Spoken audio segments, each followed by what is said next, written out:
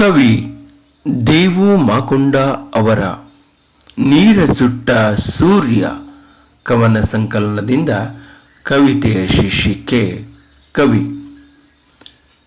ಹಿಮಕಂದರದಲ್ಲಿ ನವಿಲಗರಿ ಹಿಡಿದು ನಿಂತ ಕವಿಯೊಬ್ಬ ಕವಿತೆ ಬರೆಯುತ್ತಿದ್ದ. ಅಲ್ಲಿ ಹಿಮದ ರಾಶಿ ಸುಡುತ್ತಿತ್ತು, ಅಲ್ಲಿ ಮರಗಳು ಮರಗುತ್ತಿದ್ದವು, ಅಲ್ಲಿ ಪಾಚಿಗಳು ಕಣ್ಣೀರ ಹರಿಸುತ್ತಿದ್ದವು, ಅಲ್ಲಿ ಬೆಟ್ಟದ ಮೇಲೆ ನಿಂತ ಮೋಡಗಳು ಮಾತು ಬಿಟ್ಟಿದ್ದವು, ಅಲ್ಲಿ ಮೌನ ನೆರಳಿನ ಸಾಲು ಗೀತಿತ್ತು. ಅಲ್ಲಿ ಕವಿಯೊಬ್ಬ ಕವಿತೆ ಬರೆದ ಗಾಳಿಯ ಬಗ್ಗೆ. ನಡು ಮಧ್ಯಾಹ್ನವೇ ಸೂಸಿ ಹೋಯಿತು, ಇಂಪಾಗಿ ಬೀಸಿ. ಕವಿ ಕವಿತೆ ಬರೆದ ಅಸೀಮ ಭ್ರಾಂತಿ ಬಗ್ಗೆ. ಕನಸು ಕರಗಿತು, ಪದರು ನಿಲುಕದೆ. ಕವಿ ಕವಿತೆ ಬರೆದ ಆವಿ ಬಗ್ಗೆ. ನೆಲಕ್ಕೊರಗಿತು ಮಧುರ ಹನಿಯೊಂದು.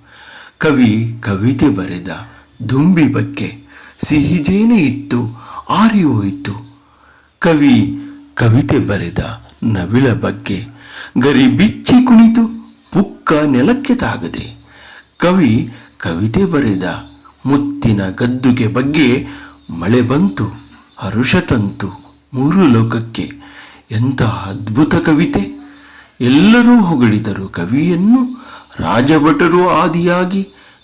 ಕವಿ ಕವಿತೆ ಬರೆದ ಯುವರಾಣಿ ಬಗ್ಗೆ.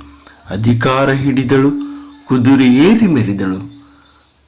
ಕೊನೆಗೆ ಕವಿ ಕವಿತೆ ಬರೆದ ತನ್ನ ಬಗ್ಗೆ. ಇಳಿ ಸಂಜೆ ತೀರಿ ಹೋದ ವೈಭವದ ರೂಪಕಗಳಿಗೆ ಮಾಯದ ಗಾಯ ಮಾಡಿ. ಕೊನೆಗೆ ಕವಿ ಕವಿತೆ ಬರೆದ ತನ್ನ ಬಗ್ಗೆ.